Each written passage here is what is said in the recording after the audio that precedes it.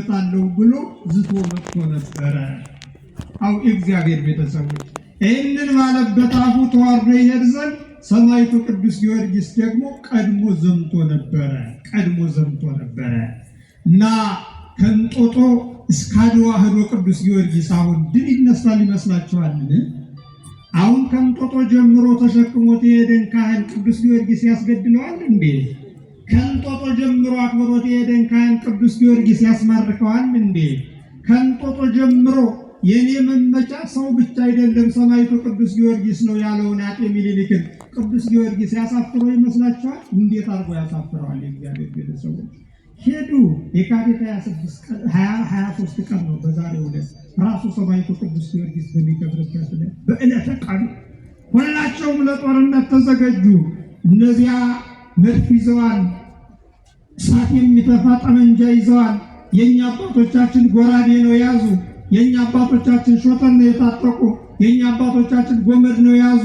በዚያውም ላይ የኛ አባቶቻችን አንድ መሳሪያ እንኳን ማርከው ተቀምጦ መተኮስ ፈሪ ያሰኛል እያሉ ምሽግ እንኳን ሳይይዙ የሚጓጉ ነበሩ አባቶቻችን። ከደፋርነታቸው ከጀግንነታቸው የተነሳ ሰማዕቱ ቅዱስ ጊዮርጊስን ይዘው እነሱ በምድር ሰማዕቱ በሰማይ ሆነው ጦርነቱ የካቲት 23 ቀን በዚህ ሰዓት ተጀመረ። በ4 ሰዓት ነው የሚለው ታሪክ ጻፊው። አሁን 5 ሰዓት ነው። በዚህ ጊዜ አፍላ ጦርነት፣ አፍላውያ፣ የጨበጣውያ፣ ዕለቱ ዕለተ ምጽአት፣ ቀኑ ዕለቱ ዕለተ ምጽአት፣ አድዋ አርማጌዶን ሆነ። የእግዚአብሔር ቤተሰቦች የሚተላለቁበት እንጎራረዱበት፣ አንዱ አንዱን አንገቱን እየከለለ እየጎረደ የሚጥልበት ጊዜ ነበረ። ያን ጊዜ ጣሊያናውያን ተሰለፉ።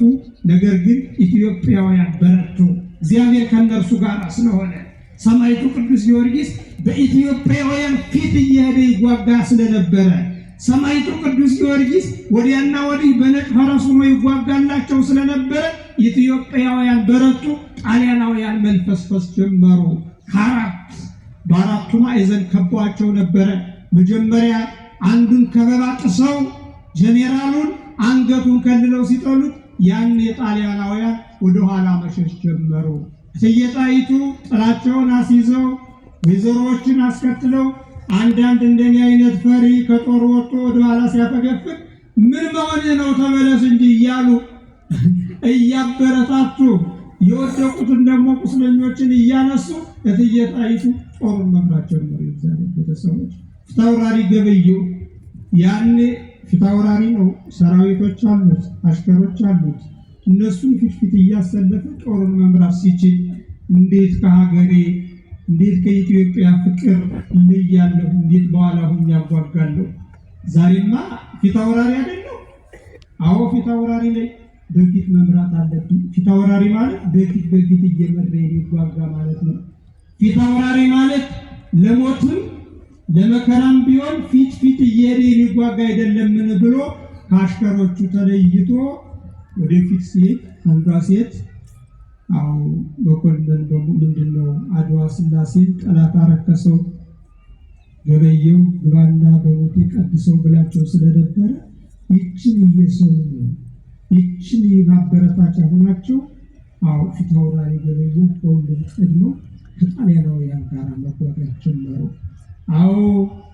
በወላሃለው ዘየም ለይጠ በጎለሞት ከዚህ አካባቢ ሞትን የሚቀምሷሉ ሞትን የማይቀምሷሉ ብያቸው ነበረ። ፊታውራሪ ገበየው ሲጓጉ ሞትን ቀመሱ። ለሀገራቸው ሰማዕት ሆኑ። ለኢትዮጵያ ወደቁላት። ሰማዕቱ ቅዱስ ጊዮርጊስ በክብር ነፍሳቸው ወደ ሰማይ ያሳረገላቸው። እግዚአብሔር አምላካችን የተመሰገነ ይሁን። ነገር ግን እንዲሁ ኢትዮጵያውያን ወደ ኋላ መመለስ እምቢ አላቸው። እንዲሁም ሆኖ ኢትዮጵያውያን መሸነፍ እምቢ አላቸው። ፊታውራሪው ሙቶ ፊታውራሪው ወድቆ ኢትዮጵያውያን ግን እንደገና ጥልቀው ይጓጉ ጀመረ። ከነሱ አንዱን እያባረሩ ይህ ነው ፊታውራሪያችንን የገደለብን፣ ይህ ነው ፊታውራሪያችን የጣለብንና እሱን መጣል አለብን ብለው ሰራዊቱን ትተው ዋናውን ጄኔራል ያባረሩት ጀመረ። እሱ በበቅሎ ሲሆን ሲሸሽ ኢትዮጵያውያን በባዶ እግራቸው ሲከተሉ እሱ በበቅሎ ሲሸሽ ወዲያውኑ ደረሱበት። ከበቅሎቹ ላይ በጎራዴ ቀልተው ጣሉት። ያኔ ደማቸው የገበየው ደም ተመለሰላቸው። ከዚያ ጊዜ ጀምሮ አጥብቀው ተዋጉ። ሰዓቱም እየሄደ እየረፈደ ሄደ። ቀኑ እንደነገሯቸው የካቲት 23 ቀን ነው፣ እንዳትረሱ። በዓሉ ሰማዕቱ ቅዱስ ጊዮርጊስ የሚከብርበት በዓል ነው። እንዲያደርገው አንዱን ጠላታቸውን ጣሉ። አንዱ ጠላታቸው የደረሰበት ጠፋ። አንዱን ጠላታቸውን ማረኩ። አንዱ ጠላታቸው ደግሞ አመለጣቸው። እነዚህ አራቱ መሪዎች ናቸው፣ ጀነራሎች ናቸው። እዚያ ታሪኩ ላይ ስተነቡ ታገኛላችሁ። እና የእግዚአብሔር ቤተሰቦች እንዲያደርገው እስከ 11 ሰዓት አጠቆቱ። እስከ ስንት ሰዓት አልኳችሁ? እስከ 11 ሰዓት ማለዳ 4 ሰዓት ጀምረው እስከ 11 ሰዓት ተዋጉ። ዕለቱን ዕለተ ምጽአት አደረጉት። ቀኑን የምጽአት ቀን አደረጉት። እግዚአብሔር ግን በዚህ ችለት በሰማዕቱ በቅዱስ ጊዮርጊስ አማካይነት ረዳቸው። በእርግጥ የእግዚአብሔር ቤተሰቦች አንዳንድ አባቶቻችን ለቀንም ገዳለው ይላሉ፣ ለቀንም ገዳለው ይላሉ። እስራኤላውያን ከባቢሎናውያን ጦርነት የወጡበት የታጠቁበት ቀንም እንዲሁ የካቲት 22 ቀን ነበረ። ትንቢተ ዘካርያስ ምዕራፍ 1 ከቁጥር 1 ጀምራችሁ መመልከት ትችላላችሁ። ወምዝ ዓመተ መንግስቱ ለዳርዮስ በሳምን ዕለት ሆነ ቃለ እግዚአብሔር ሀበ ዘካርያስ ወልደ ሀዶ ወልደ ሐና ወልደ በራክዩ ብሎ ያመጣዋል። ዘካርያስ የሚባል ታላቅ ነቢይ ነበረ። በባቢሎን እያለ የኢየሩሳሌምን መጥፋት እያሰበ ሲያዝን ሲጸልይ ነበረ። ይህ ዘካርያስ የሚባለው ነቢይ እግዚአብሔር እስራኤላውያንን ነፃ ማውጣት ቢፈልግ ወደ ዘካርያስ መልአኩን ላከ ይላል። መልአኩን ልኮ በዚህ በየካቲት ወር ትንቢት እንዲናገር እስራኤላውያንን ነፃ እንዲሆኑ እግዚአብሔር በነቢዩ አድሮ ተናገረ ይላል። እና ምንድን ነው የሚለው እዚያ ጋር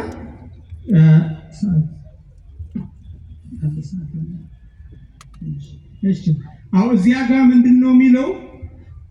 በዚህ ወር አለ ትንቢት መናገር ጀመረ። የእግዚአብሔር መልአክ ወደ እሱ ወርዶ ያናገረው ጀመር ይላል። ማንን? ዘካርያስን። ይህ ዘካርያስ እንደነገርኳቸው ነቢይ ነው። ነገር ግን በባቢሎን ተባርኮ በጠላት እጅ ያለ ነቢይ ነበረ እና ዳርዮስ በነገሰ በሁለተኛው ዓመት በስምንተኛው ወሩ ህዳር ነበር። ያን ጊዜ የእግዚአብሔር መልአክ ወደ ዘካርያስ ተላከ። ዘካርያስን ከህዳር ጀምሮ እስከ የካቲት ድረስ ያስተምረው ጀመረ። ቅድም አልነገርኋችሁ? አጤ ሚኒሊክን ከጥቅምት ጀምሮ እስከ ህዳር ብያቸው ነበረ። ዘካርያስ የተባለው ነቢይ ደግሞ ትንቢቱን በህዳር ጀመረ እና በህዳር ወምዝ አማአሱሩ ወረቡዕ ለወርኃ ሳባት አለ። በየካቲት በ24 ቀን ግን አለ የእግዚአብሔር መልአክ ወደ ዘካርያስ መጣ። ዓመተ ሱዑ ለጽልመት ጨረቃ ጠፍታ በሰነበተች በ9ኛው ቀን የእግዚአብሔር መልአክ ታዝዞ ወደ ዘካርያስ መጣ እና እንዲህ አለው። መጥቶ ዘካርያስ ብሎ ቀሰቀሰው። ዘካርያስ ወደ ትንቢት ዓለም ሰጥሞ ገባ። እዚያ በኋላ ወርኢኩ ቢሴ ዘይጽያን ይበፈረስ ቀይሕ አለ። አንድ ሰው በቀይ ፈረስ ተጭኖ ሲመጣ ተመለከተው። ያ ሰው በቁሙ ሰው አልነበረም፣ የእግዚአብሔር መልአክ ቅዱስ ሚካኤል ነበረ። ያ ፈረስ በቁሙ ፈረስ አልነበረም፣ መልአኩ ቅዱስ ሚካኤል የሚበርበት ክንፉ ነበረ። ያ ፈረስ ቀይ ነበረ። የባቢሎናውያን ደምን ታፈሳላችሁ፣ ከባቢሎን ትወጣላችሁ፣ ጠላትን ትቀጠቅጣላችሁ ሲል እንዲሁ በየካቲት በ24 ቀን ቅዱስ ሚካኤል ለነቢዩ ለዘካርያስ ተገልጦለት ነበረ። እንዲሁም በየካቲት በ23 ቀን ሰማዕቱ ቅዱስ ጊዮርጊስ በነጭ ፈረስ ሆኖ ፈረሱ ጻዳ ነጭ ነው እንደሚታወቀው፣ እሱ ደግሞ በአምሳለ ወሬዛ ቀይ በቀይ ጎልማሳ አምሳል ለአጤ ሚኒሊክ ታያቸው። ዋናው ትልቁ ቁም ነገር ወሩም ወርኃ የካቲት ነው። ዕለቱም የሁለታቸውም ዕለተ እሑድ ነው። ነገር ግን ተገልጦ የረዳቸው ለአጤ ሚኒሊክ ሰማዕቱ ቅዱስ ጊዮርጊስ ነው። ዘካርያስን የረዳው ደግሞ ሊቀ መላእክት ቅዱስ ሚካኤል ነው። አዎ ጊዮርጊስ ሰማዕት ብቻ አይደለም፣ ሊቀ ሰማዕታት ነው። ሚካኤል መልአክ ብቻ አይደለም፣ ሊቀ መላእክት ነው። የጊዮርጊስ ጻዕዳ ፈረስ አለው፣ ቅዱስ ሚካኤል ደግሞ በቀይ ፈረስ ተገለጠላቸው። አዎ መጀመሪያ የቅዱስ ሚካኤልን ስናትት ቅዱስ ሚካኤል ለምንድን ነው በቀይ ፈረስ የታያቸው? ለምንድን ነው በአምባ ላይ ፈረስ የተገለጠ ካለ የባቢሎናውያን የጠላቶቻቸውን ደም አፈሳለሁ እናንተን ግን ከመከራ አድናቸዋለሁ ሲሉ ነው። ይህንን አይቶ ወዲያውኑ ቀና ሲል እንደገና ያንን ሰው ተከትለው ደግሞ ሌሎች በጥቋቁር ፈረሶች ደግሞ ተከትለው መጡ። ይህ ጥቁር መራራ ነው። ይህ ጥቁር የመከራ ምሳሌ ነው። ይህ ጥቁር መራራ መከራ እንዳለባቸው የሚያሳይ ነው። ባቢሎናውያንን በመራራ መከራ ገርፋቸዋለሁ፣ ዘመናቸውን አጠቁረዋለሁ፣ ቀናቸውን አጨልመዋለሁ፣ እድላቸውን እዘጋዋለሁ፣ ሀገራቸውን እንድትማርኩ እናንተም በሰላም ከባቢሎን እንድትወጡ አደርጋለሁ። የባቢሎናውያን ኃጢአት እስከ ሰማይ ድረስ ደርሷል ሲል መልአኩ ቅዱስ ሚካኤል ለዘካርያስ ታይቶት ነበረ። ሊቀ ሰማዕታት ቅዱስ ጊዮርጊስም በዚህ አምሳል ለአጤ ምኒልክ ተገለጠላቸው። አጤ ምኒልክ ታቦቱን ይዘው ሲጓጉ እሱ በሰማይ ቅዱስ ሚካኤል መላእክትን ሰራዊተ መላእክትን አስከትሎ እንደሚጓጓው ሰማዕቱ ቅዱስ ጊዮርጊስ ደግሞ ሰማዕታትን አስከትሎ ለኢትዮጵያውያን ሲጓጋ ተገኘ። ይህ እኛ የምናወራው ተረት አይደለም። ይህ እኛ ኢትዮጵያውያን ብቻ የምንናገረው ታሪክ አይደለም። የሀገራቸው ታሪክ አዎ የሀገራቸው ታሪክ ጻፊ ይህንን ጽፎልናል። የእግዚአብሔር ቤተሰቦች ማንበብ ትችላላችሁ።